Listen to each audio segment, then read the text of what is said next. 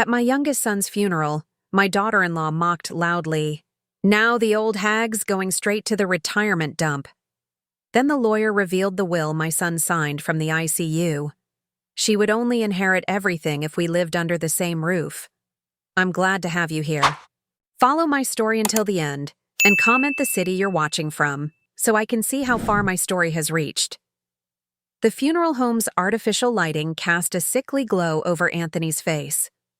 My son, my baby boy at just 28, looked like he was sleeping, but the waxy stillness of his features told the cruel truth. I reached out with trembling fingers to touch his hand one last time, my heart splintering at how cold he felt. This wasn't supposed to happen. Parents aren't meant to bury their children. "Mrs. Palmer, would you like a moment alone?" the funeral director asked, his practiced sympathy barely masking his impatience. I nodded, unable to find words through the rock lodged in my throat.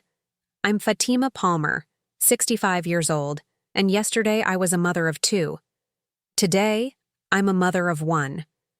My elder son lives across the country and couldn't make it back in time.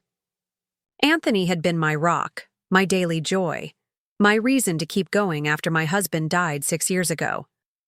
A sudden aneurysm took him from me without warning. One minute he was complaining about a headache, the next he was in the ICU, and 3 days later, he was gone." The murmur of voices in the viewing room grew louder as more people arrived. I reluctantly stepped away from the casket, making room for others to pay their respects. That's when I saw her, Rebecca, Anthony's wife of just 2 years.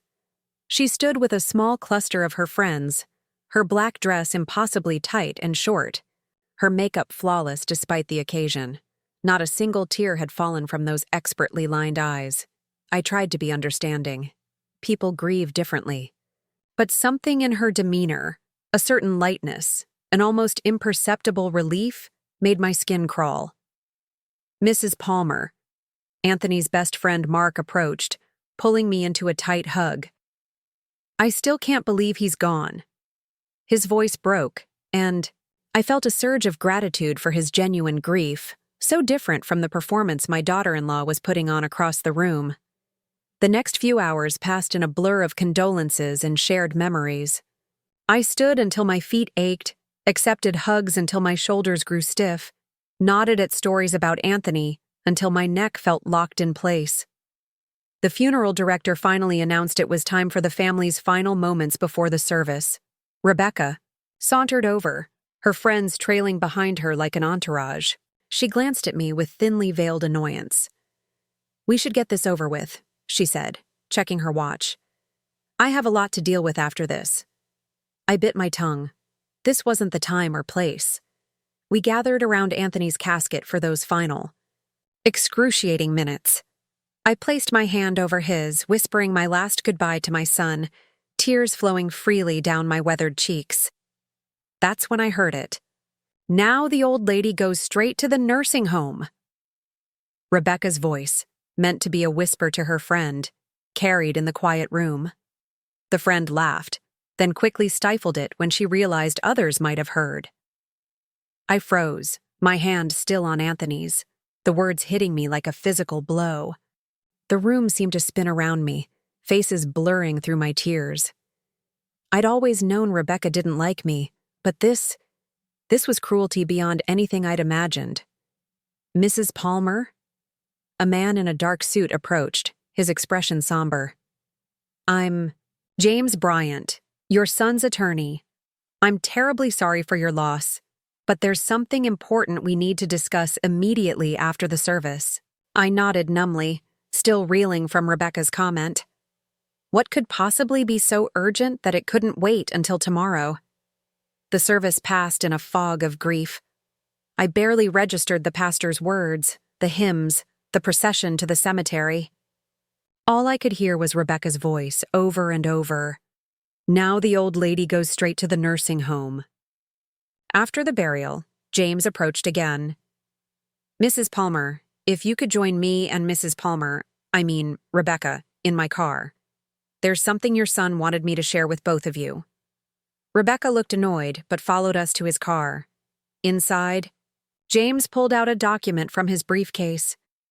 Anthony executed this will 3 days ago, from his hospital bed, James explained. He was very explicit about its terms. Rebecca leaned forward, suddenly interested. What terms? James looked, between us, his expression unreadable. Rebecca, Anthony has left everything to you. The house, his savings, his half of the business. But there's one condition. My heart pounded as Rebecca's lips curved into a smug smile. What condition? She asked. Fatima must live with you, under the same roof. If she moves out or if you force her out, everything transfers to her immediately. The smile vanished from Rebecca's face. That's ridiculous. He can't do that. I assure you, he can. And he did. James handed her the document. This was his final wish. I sat in stunned silence, my mind racing. My son, even in his final moments, had thought of me. He'd known, somehow, he'd known what Rebecca would do. As the reality of the situation dawned, on her, Rebecca turned to me, her eyes blazing with hatred.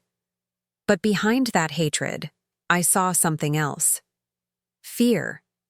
Because now, whether she liked it or not, we were bound together by Anthony's last wish. And neither of us had any idea what kind of hell was about to unfold.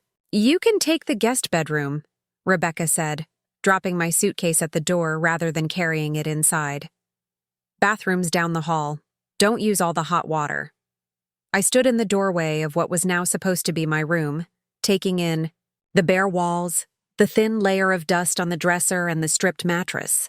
This wasn't a guest bedroom. This was a storage room that happened to have a bed frame in it. Boxes were stacked in one corner, and the closet door was blocked by an old exercise bike. I'll need some sheets, I said quietly. Rebecca rolled her eyes. Check the linen closet. I'm not your maid. It had been exactly 2 weeks since Anthony's funeral. 2 weeks of arrangements and paperwork and numb, crushing grief. Now here I was, moving into my son's house, a house I'd helped him buy with money from selling my own home after my husband died, a house where I was clearly unwelcome. That night, I lay in bed staring at the unfamiliar ceiling, listening to the sounds of Rebecca moving around downstairs. Music played, glasses clinked, laughter erupted. She had friends over. I wasn't invited. I clutched Anthony's watch to my chest, the only personal item of his I'd managed to keep before Rebecca. Packed everything away? The tears came again, hot and relentless. My beautiful boy. How could he be gone? And how could I be trapped here with the woman who despised me? The next morning, I ventured downstairs to find the kitchen in disarray. Empty wine bottles, dirty glasses, pizza boxes strewn across the counter. Rebecca was nowhere to be seen, probably still asleep. I sighed and began cleaning up, if only to give myself something to do. As I wiped down the counters, I noticed something strange. The refrigerator, which had always been covered with photos. Anthony and Rebecca on their honeymoon, Anthony at his business opening, Anthony with his friends, was now bare. I opened it to find it nearly empty, save for some yogurt, a bottle of white wine, and takeout containers. I made a mental note to go shopping. If I was going to live here, I needed to eat. The weeks that followed established a painful pattern. Rebecca would leave without telling me where she was going, return at odd hours, sometimes with friends who would stare at me like I was an intruder. She'd forget to tell me important things.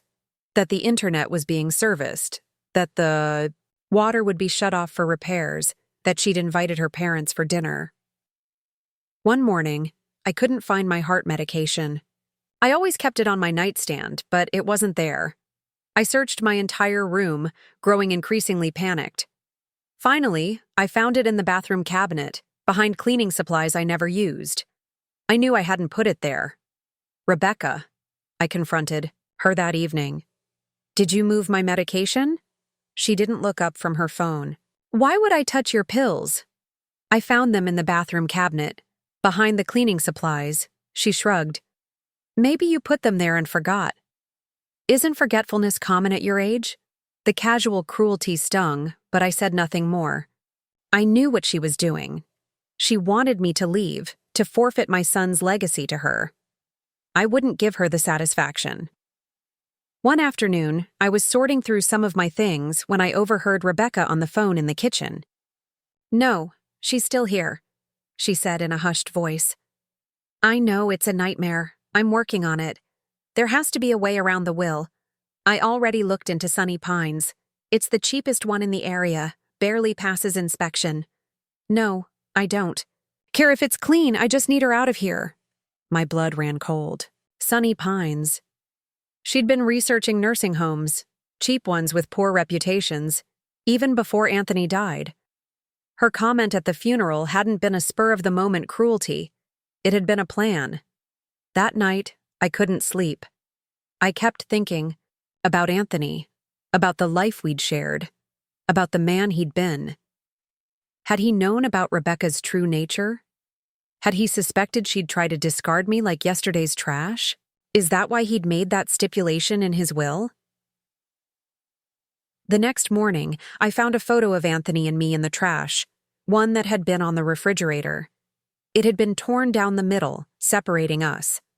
Rebecca had thrown away my half but kept his. Something inside me hardened. I retrieved both halves, carefully taped them back together, and placed the photo in my room. Then I went to the store and bought groceries, cleaning supplies, and a small potted plant. When I returned, I cleaned the kitchen thoroughly, made a proper meal for the first time since moving in, and placed the plant on the windowsill. Rebecca came home to find me setting the table. What's all this? She asked, eyeing the roasted chicken and vegetables with suspicion. Dinner, I said simply. You're welcome to join me. Her eyes narrowed. I already have plans. Another night, then. I kept my voice light. She stared at me for a long moment, clearly trying to decipher my game. Then she grabbed her purse and left without another word. As I ate alone at the table my son had once shared meals at, I made a decision. Rebecca wanted a war, but I wouldn't give her one. I wouldn't break, I wouldn't complain, and I certainly wouldn't leave. I would build a life here, right under her nose. I would honor Anthony's memory by staying strong, and maybe, just maybe, I would uncover why my son had felt the need to protect me from his wife in the first place. Later that night, as I was putting away some of my clothes, I noticed a loose floorboard under the area rug in my room. Curious, I pried it up to find a small space beneath, and inside, a leather-bound book. My heart quickened as I recognized Anthony's handwriting on the first page. My thoughts, fears, and suspicions, it read. If anything happens to me, please, make sure my mother sees this. With shaking hands, I turned the page and began to read. Anthony's journal trembled in my hands as I turned the pages. His handwriting, always so neat and precise, just like his father's, filled page after page with thoughts I was never meant to hear while he was alive. I don't know who Rebecca is anymore, he had written 3 months before his death. When we met, she was kind, attentive, ambitious. Now I see flashes of someone else entirely. Yesterday I overheard her on the phone talking about Mom, saying horrible things about the old woman and how she couldn't wait to be free of her. Free of her? Mom has never been anything but generous to Rebecca. I paused, a tear splashing. Onto the page. I quickly dabbed it away, not wanting to smudge his words, these precious fragments of my son's thoughts. I kept reading, my heart growing heavier with each entry. Rebecca's been pushing me to change my will. She wants everything, in her name only. When I asked about Mom, she said, "Your mother has lived her life. She'll be fine." But I know better. Dad left Mom with almost nothing after his medical bills. She sold her house to help me start my business. She gave everything for me. and now Rebecca wants me to abandon her. I closed my eyes, remembering how I'd sold my home of 30 years after Harold died. The medical bills had been astronomical, and what little savings we had disappeared quickly. Anthony had been desperate to start his own architectural firm, and I couldn't bear to see his dreams die alongside his father. So I sold our family home and gave him the money as an investment, no strings attached. I'm not feeling well, a later entry read. Headaches constantly. Rebecca says it's stress, that I work too much. Maybe she's right. But sometimes I wonder if it's something else. The headaches started right after that big fight about Mom. I told Rebecca that Mom would always have a place with us if she needed it. Rebecca didn't speak to me for 3 days. My fingers traced his words, wishing I could reach through them to touch him again, to warn him. The next few entries detailed his declining health. The headaches grew worse. He mentioned dizziness, blurred vision. Then came the entry that made my blood run cold. Found Rebecca going through my phone last night. She said she was looking for a number, but she was reading my texts with Mom. This morning, my headache was so bad I could barely see. Rebecca made me coffee, insisted I drink it before going to the hospital. I feel strange. Something's not right. That was the day he collapsed. The day he was rushed to the hospital with what would later be diagnosed as a brain aneurysm. The day everything changed. I flipped to the final entry, dated just hours before he lost consciousness for good.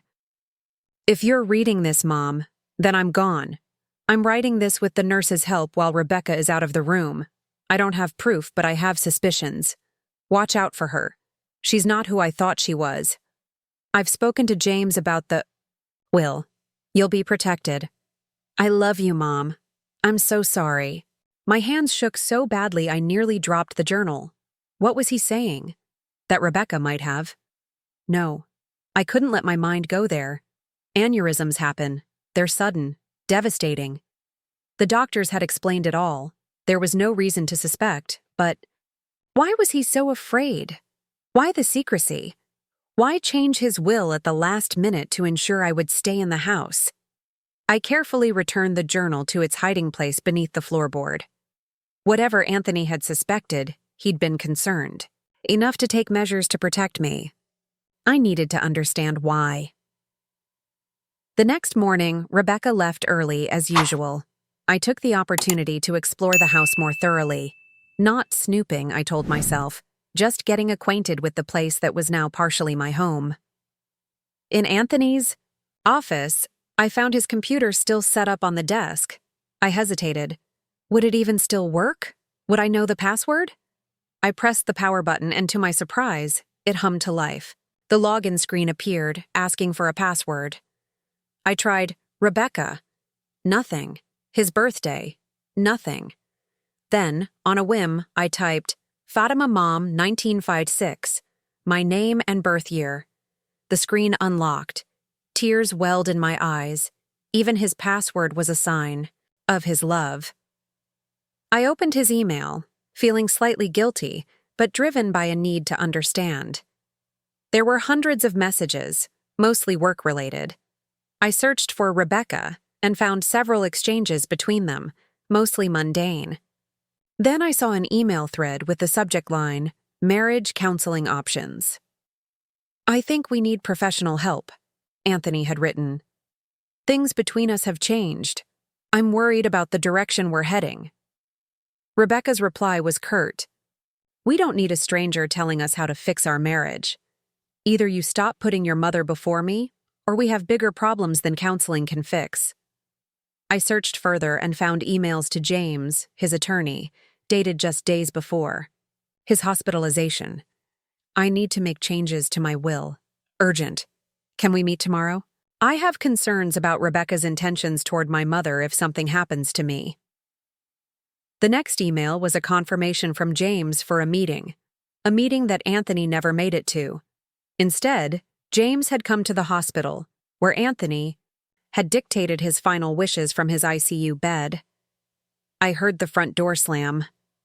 Rebecca was home. I quickly shut down the computer and slipped out of the office, my mind racing with what I'd discovered. That night, I lay awake, Anthony's words echoing. In my head, something wasn't right. The pieces didn't quite fit together.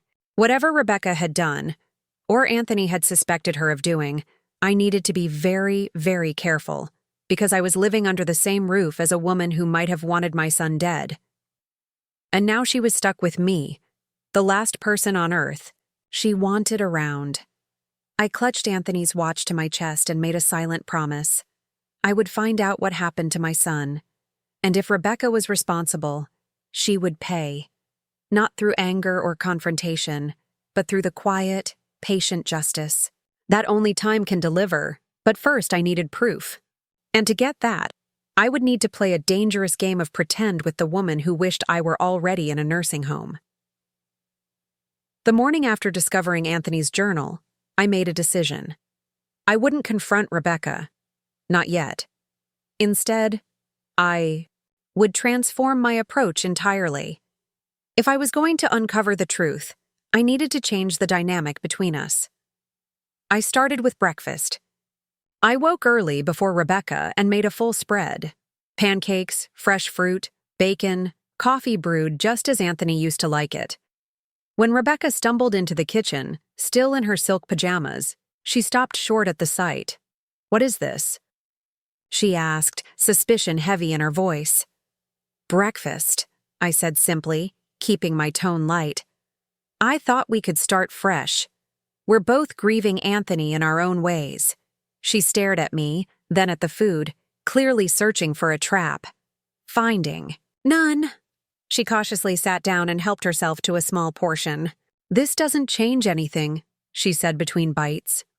"I know," I replied, "but we're stuck with each other, so we might as well try to make it bearable." For the next 2 weeks, I maintained this approach. I cleaned without complaint, cooked meals, and took care not to intrude on her space. I smiled when she brought friends over, greeted them warmly, then made myself scarce. I was unfailingly polite, even when she was rude. It was exhausting, but it worked. Rebecca's overt hostility gradually shifted to wary confusion. She stopped hiding my medication, though she still made no effort to include me in anything. I was making her comfortable enough that she might let her guard down. On a Tuesday evening, I was working in the small garden I'd started. In the backyard when I overheard Rebecca on the patio phone call. "I don't know what she's up to," she was saying. "It's like she's some kind of Stepford mother-in-law now. No, I don't trust it. Yes, I'm still looking for a way around the will, but James says it's airtight. I know, I just need to wait her out. She's 65. How much longer can she last?" I buried my hands deeper in the soil, pushing down the surge of anger. Patience, I reminded myself. Truth comes to those who wait. My efforts in the garden gradually transformed the neglected backyard. Anthony had always talked about planting roses for me, just like the ones at your old house, Mom, but had never found the time. Now I planted them for him, a vibrant mixture of reds and yellows, his favorite colors, Rebecca noticed. "What are you doing to the yard?" "Just adding some color," I said. Anthony always wanted roses back here. Something flickered across her face. Annoyance, maybe even guilt. "Don't change things without asking me first. This is still my house." "Our house," I corrected gently. "According to the will." She stormed back inside. The following weekend, I was making dinner when the doorbell rang.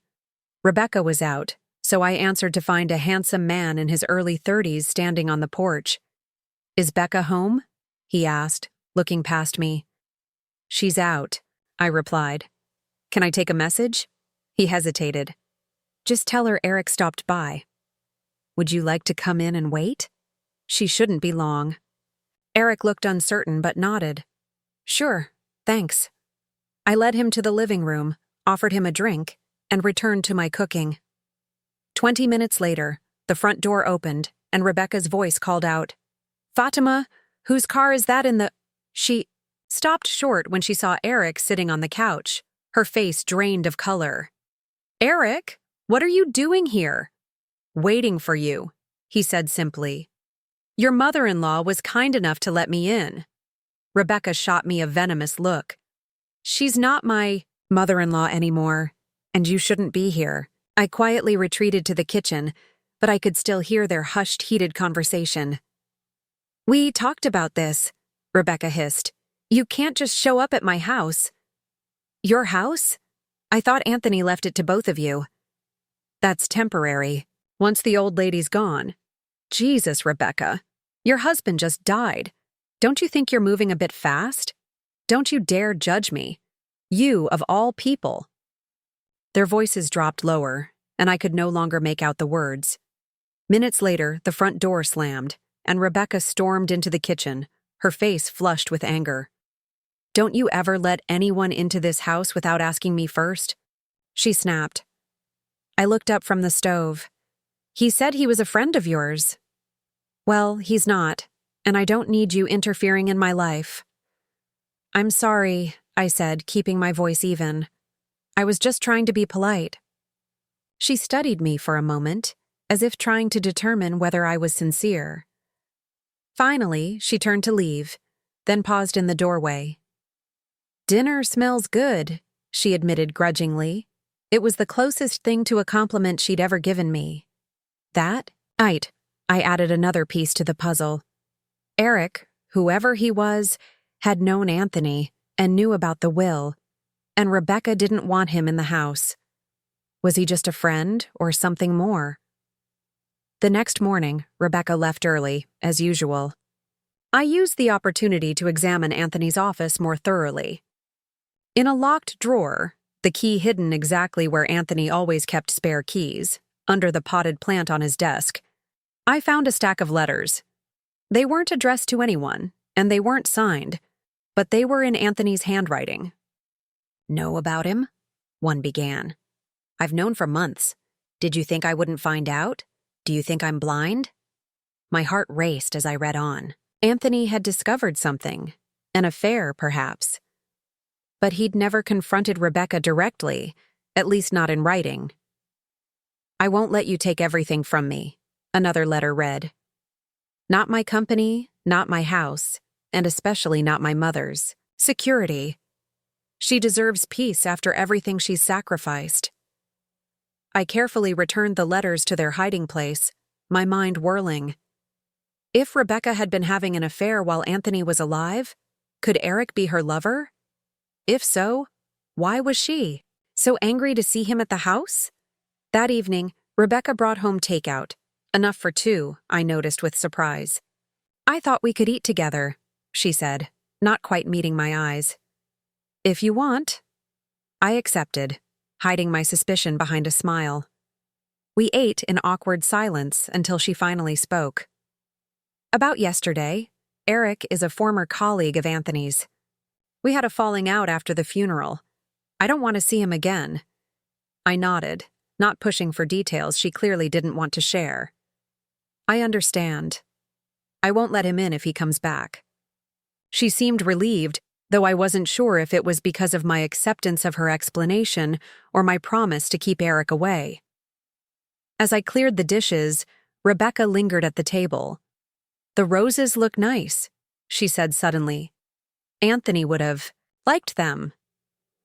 Before I could respond, she was gone, retreating to her room as she did every night. I stood in the kitchen, hands submerged in soapy water, considering this unexpected thaw. Was she genuinely warming to me? Or was this part of some strategy?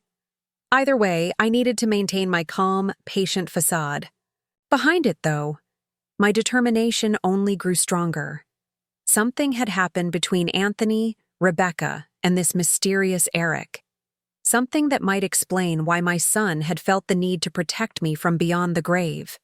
And I was getting closer to figuring out exactly what it was. 3 months had passed since I moved into Anthony's house. The seasons had changed, summer fading into fall, and a tentative routine had developed between Rebecca and me. Not friendship, never that, but a wary coexistence. I continued to cook, clean, and garden. She continued to come and go as she pleased, though she'd started joining me for dinner more often than not.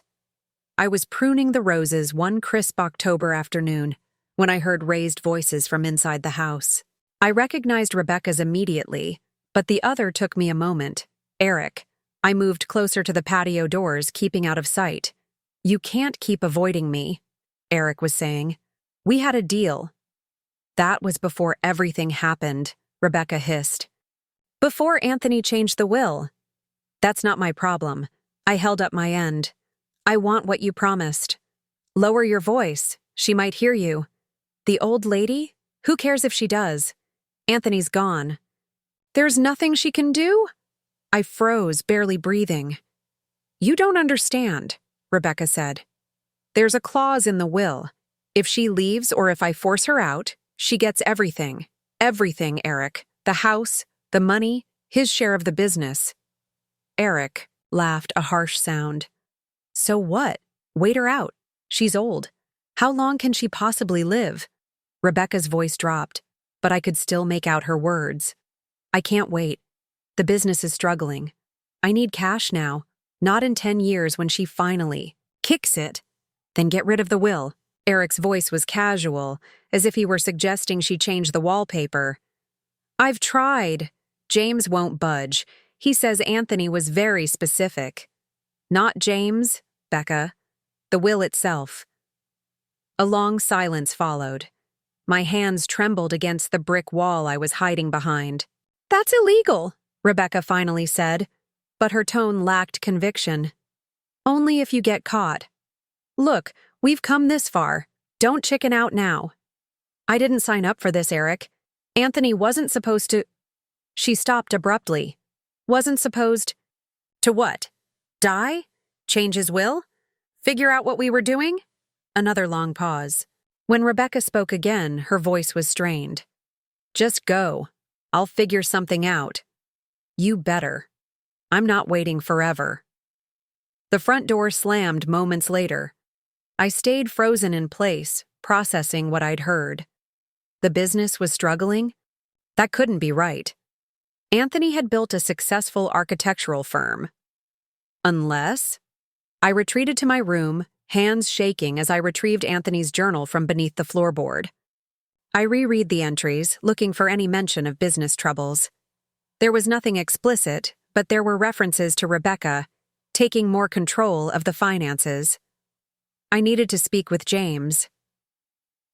The next morning, after Rebecca left for what? She called a business meeting. I called Anthony's attorney. "Mrs. Palmer," he greeted me warmly. "How are you holding up?" "As well as can be expected," I said. "James, I need to ask you something important. Was Anthony's business in financial trouble before he died?" A hesitation. "Why do you ask?" "Please. It's important," James sighed. "He didn't want you to worry, but yes, there were some irregularities. Large sums of money had been transferred out of the business accounts. Anthony suspected embezzlement." My throat tightened. "By Rebecca?" "He couldn't prove it. That's part of why he changed his will, to protect what assets remained." "James, I need to see you. Today, if possible." 2 hours later, I sat in James's office as he laid out documents showing the suspicious transfers, all authorized by Rebecca, who Anthony had foolishly made a signatory on the business accounts. "Could this be prosecuted?" I asked. "Possibly, but it would be difficult to prove criminal intent. She was his wife, a partner in the business." "What about this?" I pulled out my phone and played a recording I'd made that morning. Rebecca and Eric's conversation from the day before, which I'd captured through the partially open patio door.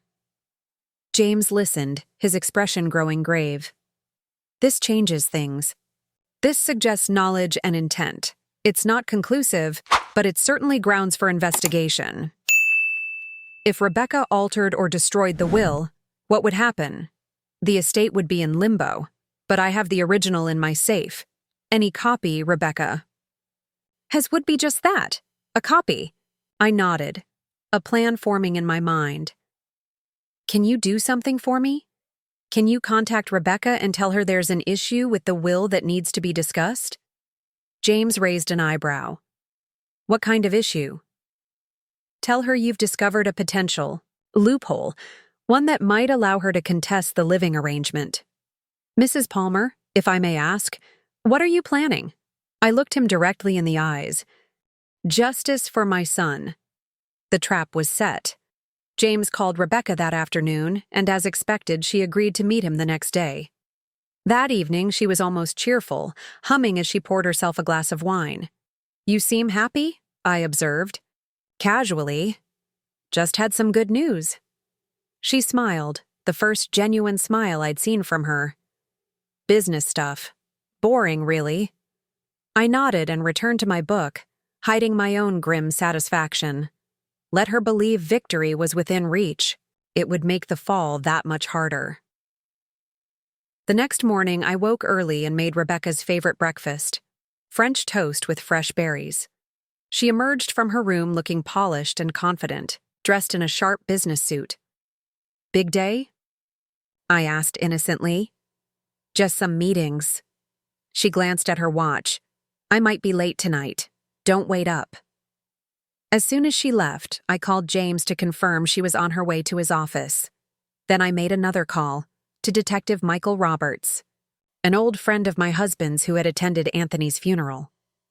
I'd already spoken with him about my suspicions, and he'd agreed to help. She's on her way, I told him. You know what to do. While Rebecca was distracted with James, Detective Roberts and 2 officers would execute a search warrant on the house, looking specifically for evidence of financial fraud and any indications of tampering with the will. I had provided enough probable cause with the recording and financial documents to convince a judge. I paced nervously, waiting for news. Hours passed. Finally, my phone rang. James. It's done, he said. She took the bait, tried to bribe me. To lose the original will. The detective recorded everything. Relief washed over me, followed immediately by a bone-deep sadness.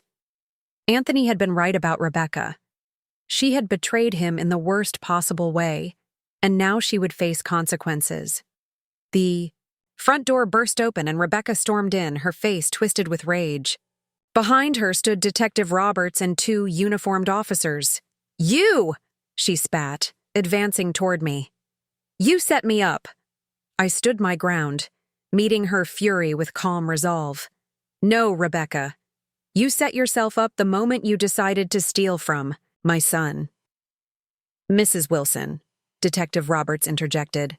I'd advise you not to say anything further without an attorney present. Rebecca's eyes darted between us, the realization of her situation finally hitting her. The confident mask crumbled, revealing the desperate, cornered woman beneath. You don't understand, she pleaded, suddenly changing tactics. Anthony was controlling.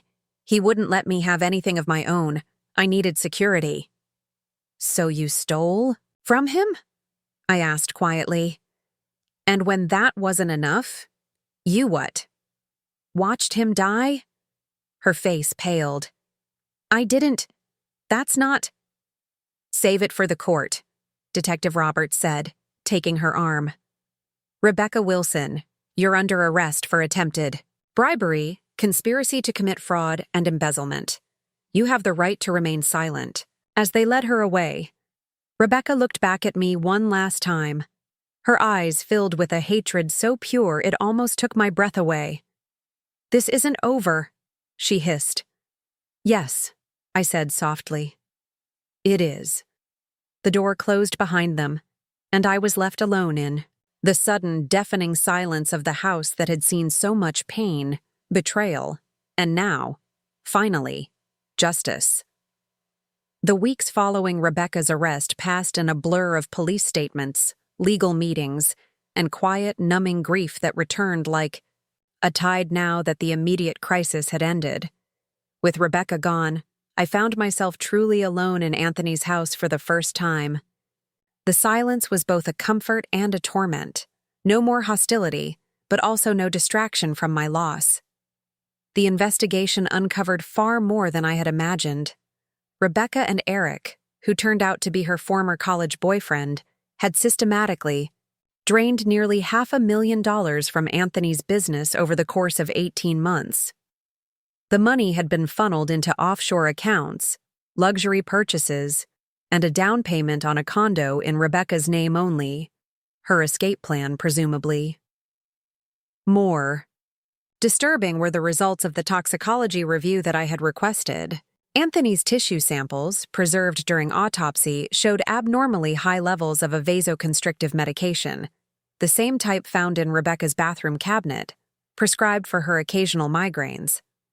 While not definitively proven, the medical examiner acknowledged that prolonged high doses could increase blood pressure to dangerous levels, potentially contributing to an aneurysm rupture. "We can't say with absolute certainty that this caused his death," Detective Roberts explained gently.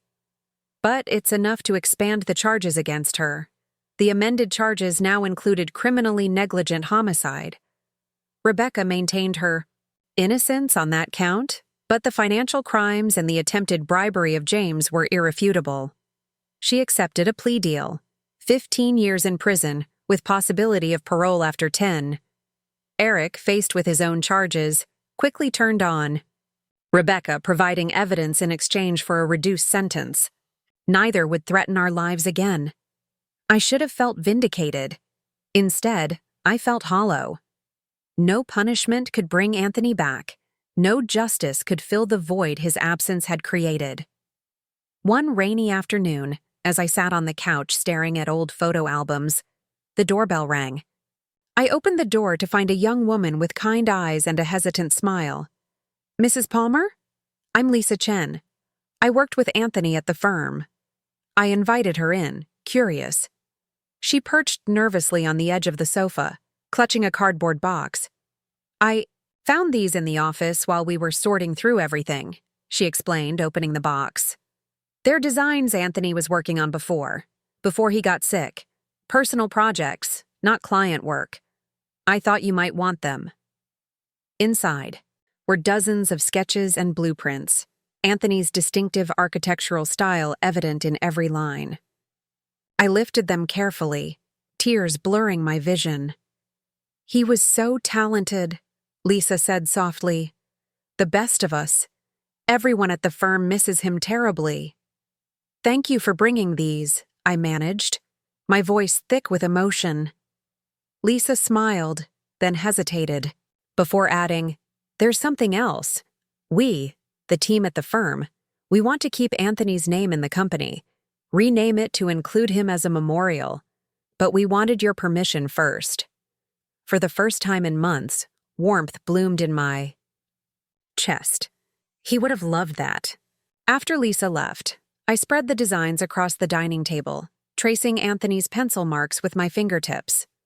Most were residential projects, homes he'd dreamed of building someday. But one caught my eye.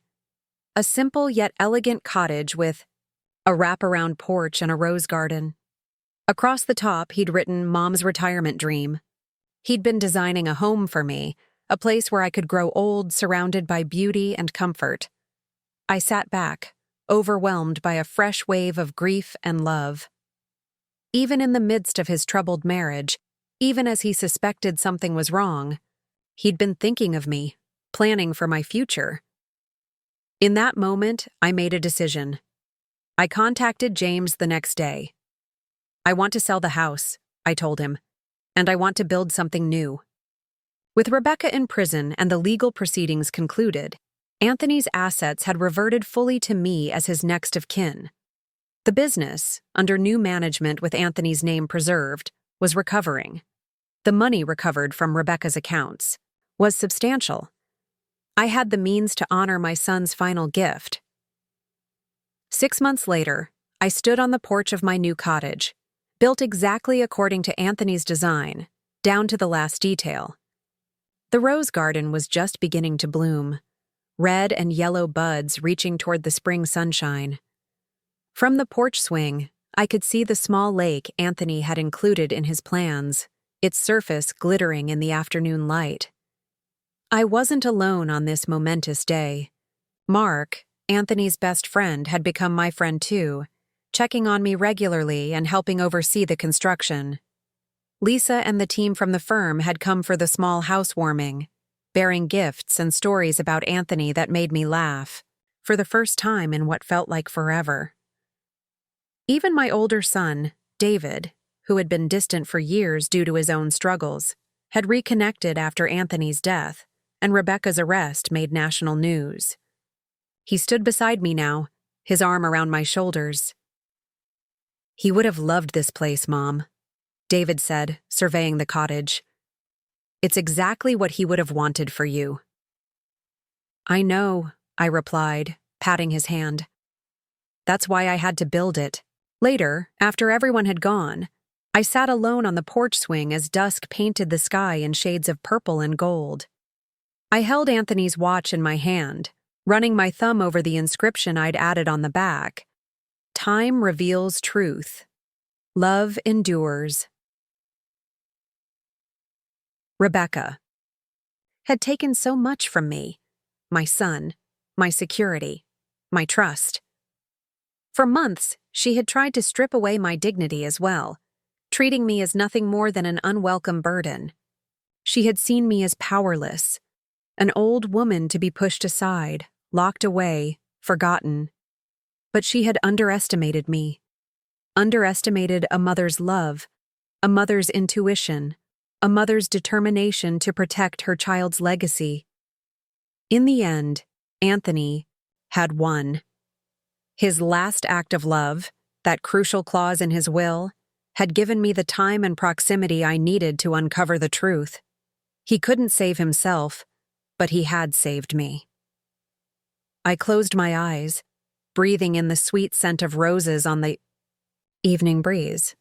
For the first time since I'd stood in that funeral home, looking down at my son's still face, I felt something like peace. Anthony was gone, but here, in this place he had designed with such care, his love surrounded me. Not in grand monuments or dramatic gestures, but in the simple, enduring comfort of a home built from love. Rebecca had mocked me at the funeral, calling me the old lady, bound for a deposito de idosos, a storage facility for the elderly. She had seen my age as weakness, my grief as vulnerability. How wrong she had been. I opened my eyes and looked out at the garden, at life blooming where before there had been only barren ground. Transformation, renewal. Not a shrine to the past, but a living testament to continuing forward. "I'm still here, Anthony," I whispered to the gathering darkness. "I'm still here and I'm going to be all right." In the quiet of my new beginning, that felt like truth enough.